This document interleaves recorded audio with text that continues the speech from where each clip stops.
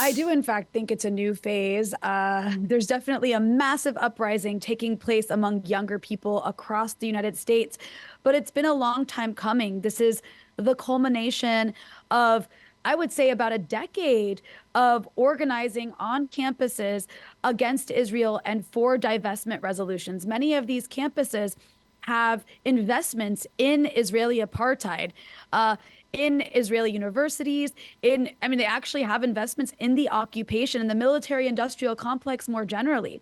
So for years and years, student groups have been trying to get their campuses to divest student funds from the Israeli occupation and from US military industries more generally. And this genocide in Gaza since October has really lit a fire across the country that has now led to what we're seeing, where students are saying enough is enough. I mean, this is also partly a result of the fact that in the US Congress, there has been an attack since October on campuses against particularly campus presidents for not being pro-Israel enough, right? You had the president of Harvard who was in fact fired for not being pro-Israel enough. And other presidents under threat, other administrations under threat. So administrations responded, like the administration at Columbia, responded by coming after students hard and trying to repress the pro-Palestine sentiment on campus. But this was a big mistake on their part because all it's done is it's emboldened students and empowered them to go even harder against their universities.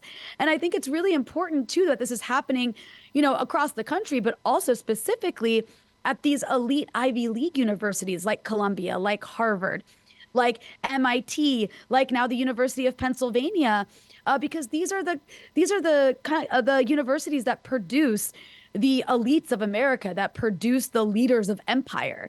And so when you have these elite universities and the students at them coming out and saying enough to genocide, enough to imperialism, no more, this is a massive threat to the powers that be, which is why you see such a brutally repressive response with police coming in and taking down encampments and arresting hundreds and hundreds of people. In addition, you also have this attack on the right to free speech, not just in America, but I would add across the West right now. I mean, you also saw what happened in Germany. So I think what we're seeing after what now almost 7 months of genocide backed wholeheartedly by the West, what you see is the populations in these countries are recognizing that they don't in fact live in democracies. They lived in imperialist countries that are willing to commit a genocide in Gaza to get their way. There are no red lines to what they're willing to do to Palestinians.